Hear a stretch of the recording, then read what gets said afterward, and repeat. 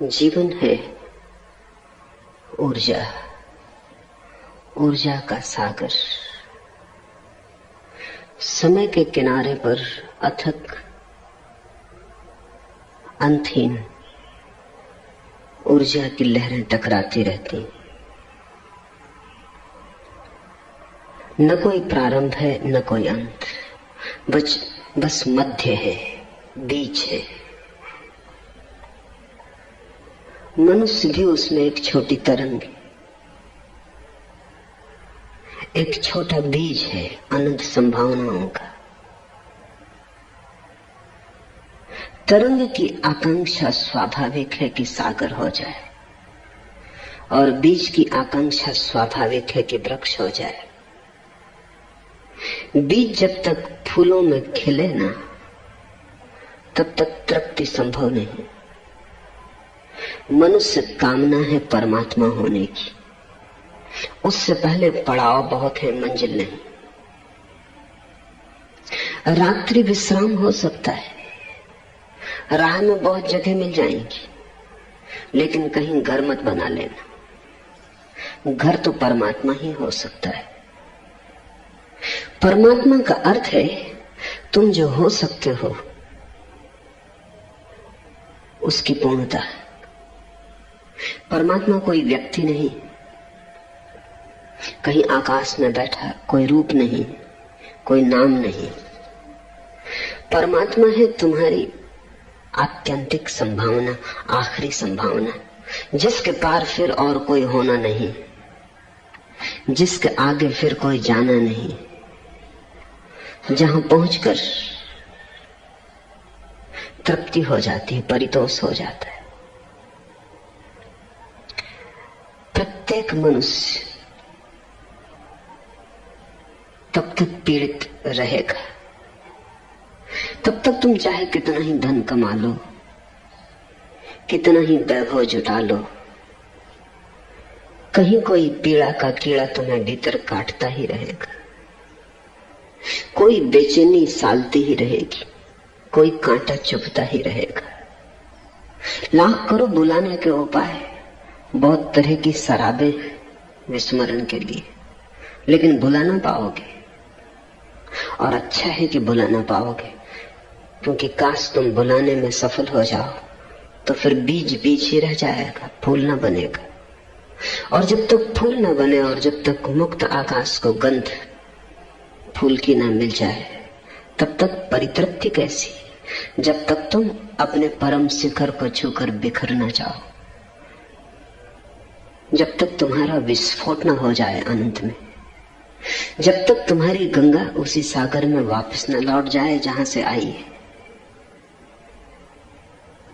तब तक अगर तुम भूल गए तो आत्मघात होगा। तब तक अगर तुमने अपने को भुलाने में सफलता पा ली तो उससे बड़ी और कोई विफलता नहीं हो सकती। अभागे हैं वे जिन्होंने समझ लिया कि सफल हो गए। धन्य भागी हैं वे जो जानते हैं कि कुछ भी करो असफलता हाथ लगती, क्योंकि यही वे लोग हैं जो किसी न किसी दिन तक कभी न कभी परमात्मा तक पहुंच जाएंगे। जहां सफलता मिली वहीं घर बन जाता है, जहां असफलता मिली वहीं से पैर आगे चलने को तत्पर हो जाते हैं। परमात्मा तक पहुंचे बिना कोई तृप्ति संभव नहीं। कहा मैंने जीवन ऊर्जा है। ऊर्जा के 3 रूप हैं। एक तो बीज रूप है, कुछ भी प्रकट नहीं। फिर वृक्ष रूप है, सब कुछ प्रकट हो गया है लेकिन प्राण अप्रगट है। फिर फूल रूप है, फिर प्राण भी प्रकट हुआ है। फिर वो अनूठी अपूर्व गंध भी आ गई, पखरियां खिल गई और खुले आकाश के साथ मिलन हो गया, अनंत के साथ एकता हो गई।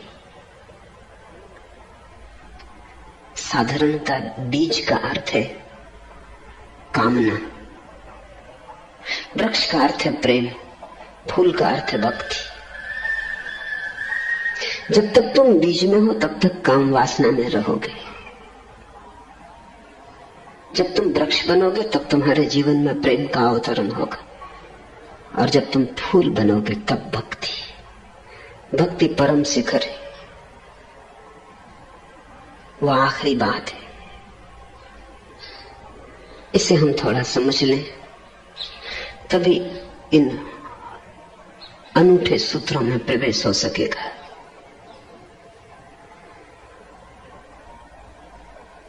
तुम शरीर हो,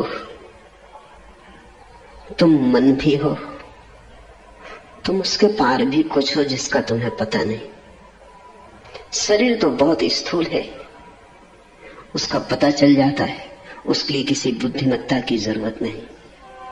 शरीर तो वजन रखता है, उसका बोध हो जाता है, उसके लिए किसी ध्यान की जरूरत नहीं। मन की भी थोड़ी झलक तुम्हें मिल जाती है, क्योंकि मन स्थूल और सूक्ष्म के मध्य में शरीर से भी जुड़ा है, आत्मा से भी। शरीर के तरफ से थोड़ी सी खबरें मन की मिल जाती, क्योंकि एक धागा शरीर के तट से जुड़ा है। लेकिन आत्मा की तुम्हें कोई खबर नहीं मिलती। आत्मा कोरा शब्द मालूम होता है। आत्मा शब्द सुनते से ही तुम्हारे भीतर कोई घूंघर नहीं बचते। आत्मा शब्द सुनते से ही बेचैनी सी होती है। शब्द बेबूझ है, भाषा को उसका अर्थ तो पता है, जीवन के को उसका कुछ अर्थ पता नहीं। शरीर के साथ जुड़ी है काम वासना। काम वासना स्थूल है, शरीर को मांगता है काम वासना का अर्थ।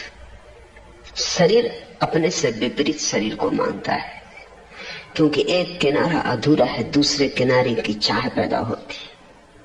पुरुष स्त्री को मांगता है, स्त्री पुरुष को मांगती है, ताकि जीवन की सरिता बीच में बह सके, दो किनारे जुड़ जाएं।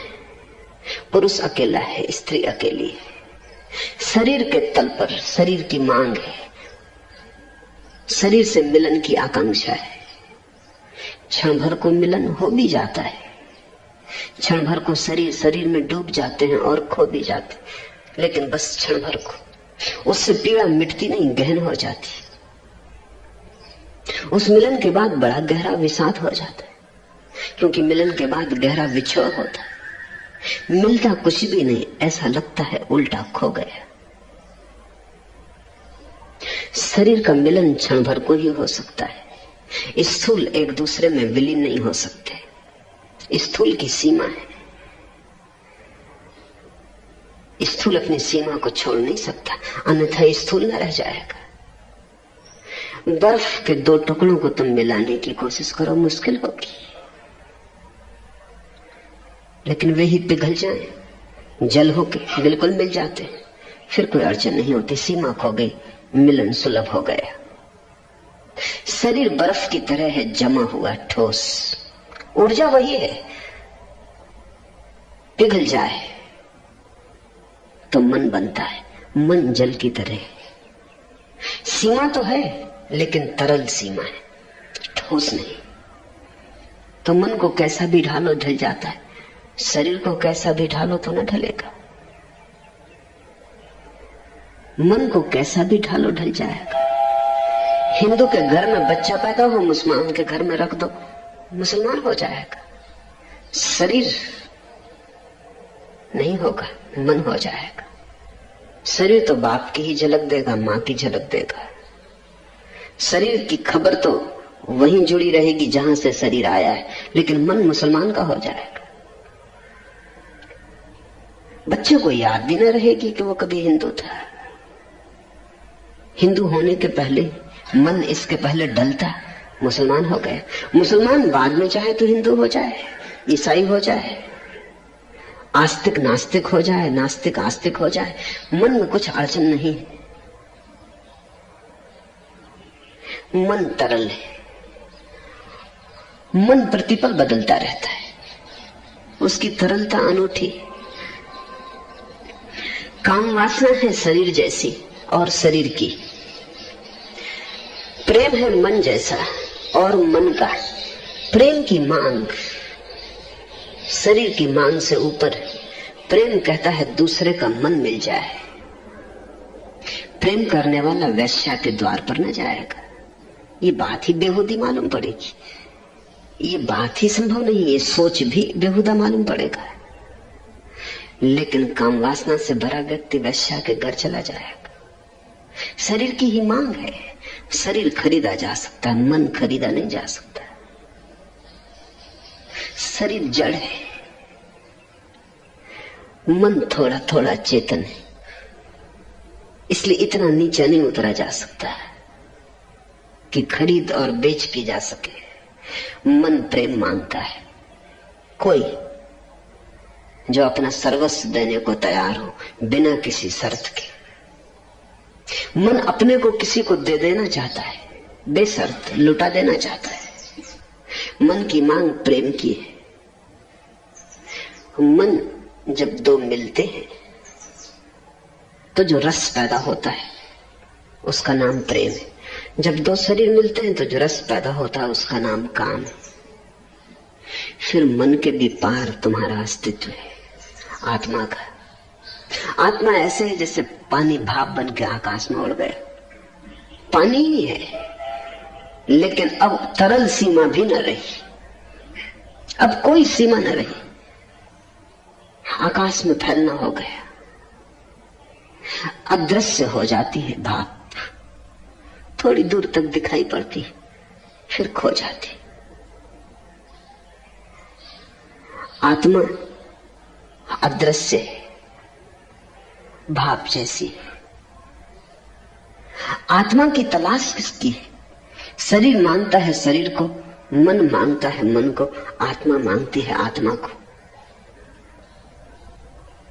शरीर और शरीर के मिलन से जो रस पैदा होता है क्षणभंगुर, उसका नाम काम। मन और मन के मिलन से जो रस पैदा होता है थोड़ा ज्यादा स्थायी, जीवन भर चल सकता है। आकांक्षा तो मन की होती कि जीवन के पार भी चलेगा। प्रेमी कहते हैं मौत हमारी प्रेम को न तोड़ पाएगी। अगर प्रेम जाना है तो प्रेमी कहता है कुछ हमें छुड़ा ना पाएगा, शरीर मिट जाएगा तो भी हमारा प्रेम नष्ट न होगा। ये कामना ही है, लेकिन मन थोड़ा ज्यादा दूरगामी है। शरीर से उसकी सीमा थोड़ी बड़ी है। फिर आत्मा है, वो शाश्वत की मांग है उसकी, उससे कम पर उसकी तृप्ति नहीं। क्षणभंगुर को भी क्या चाहना। अंधेरी रात में क्षण भर को बिजली चमकती, फिर अंधेरा और अंधेरा हो जाता। दुख ही बेहतर है। दुख की दुनिया में क्षण भर को सुख का फूल खिलता है, दुख और दूभर हो जाता है, फिर झेलना और मुश्किल हो जाता है। आत्मा मन के प्रेम को भी नहीं मांगती, क्योंकि मन तरल है। आज किसी से प्रेम किया, कल किसी और के प्रेम में पड़ सकता है। मन का कोई बहुत भरोसा नहीं। जब प्रेम में होता है तो ऐसा ही कहता है अब तेरे सिवाय किसी को कभी प्रेम न कर सकूंगा, अब तेरे सिवाय मेरे लिए कोई और नहीं। मगर ये मन की ही बातें, मन का भरोसा कितना। आज कहता है कल बदल जाए, अभी कहता है अभी बदल जाए। मन पानी की तरह तरल है। आत्मा और आत्मा के मिलन पर जो रस पैदा होता है उसका नाम भक्ति। शरीर की सीमा है ठोस, मन की सीमा है तरल, आत्मा की कोई सीमा नहीं। काम क्षणभंगुर है, प्रेम थोड़ा दूर तक जाता, थोड़ा स्थायी हो सकता है। भक्ति शाश्वत है। काम में शरीर और शरीर का मिलन होता है, स्थूल का स्थूल से, मन में सूक्ष्म का सूक्ष्म से, आत्मा में निराकार का निराकार से। भक्ति निराकार के निराकार से मिलने का शास्त्र है।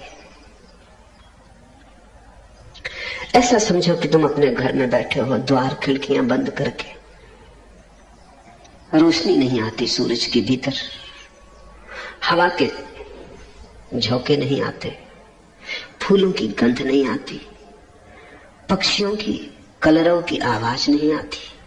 तुम अपने में बंद बैठे हो, ऐसा शरीर है, द्वार दरवाजे सब बंद। फिर तुमने द्वार दरवाजे खोले, खिड़कियां खोली, हवा के नए झोंकों ने प्रवेश किया, सूरज की किरणें आई, पक्षियों के गीत गूंजने लगे, आकाश की झलक मिली। ऐसा मन है, थोड़ा खुलता है, लेकिन बैठे तुम घर में ही हो। फिर भक्ति है कि तुम घर के बाहर निकल आए, खुले आकाश में खड़े हो गए। अब सूरज आता नहीं, बरस रहा है। अब हवा कहीं से आती नहीं, तुम्हारे चारों तरफ आंदोलित होती है। अब तुम पक्षियों के कलरव में एक हो गए।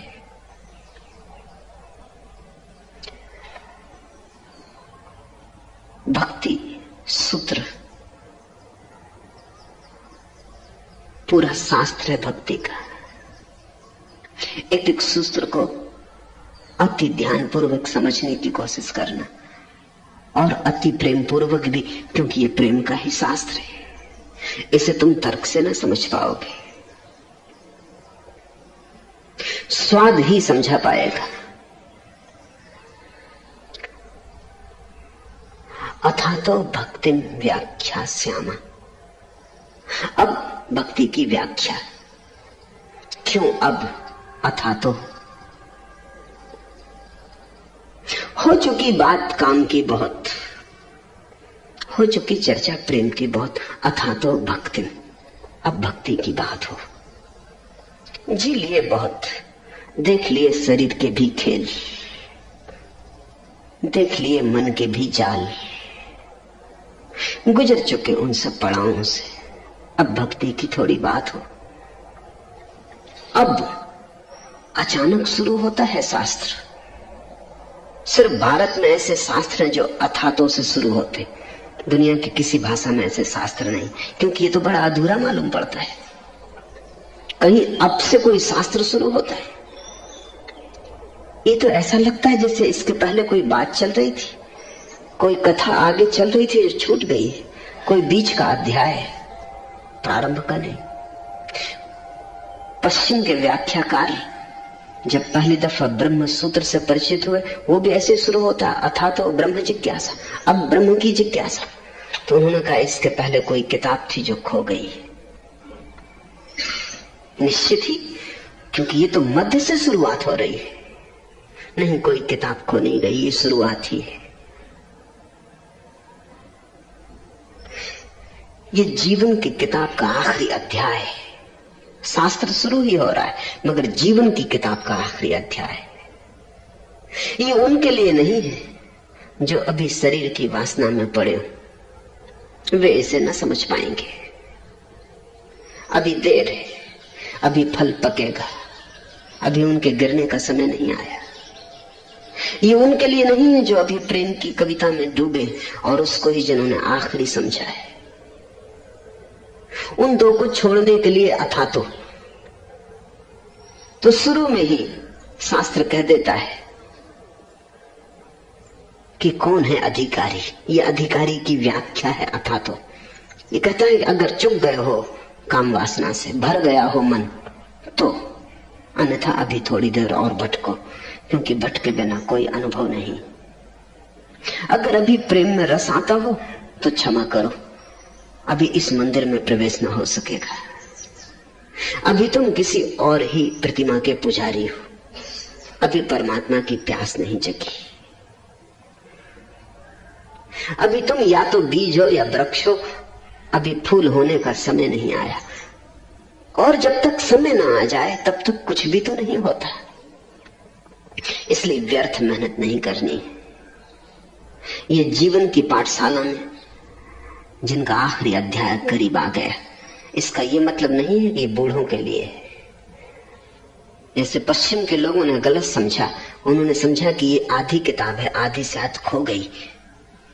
वैसे पूरब के लोगों ने भी गलत समझा, उन्होंने समझा कि ये तो बूढ़ों के लिए है। नहीं, प्रौढ़ों के लिए है, बूढ़ों के लिए नहीं। प्रौढ़ कोई कभी भी हो सकता है, एक छोटा बच्चा प्रौढ़ हो सकता है। प्रगाढ़ बुद्धिमत्ता चाहिए, और नहीं तो बूढ़े भी बचकाने रह जाते। कोई बूढ़े होने से थोड़ी ही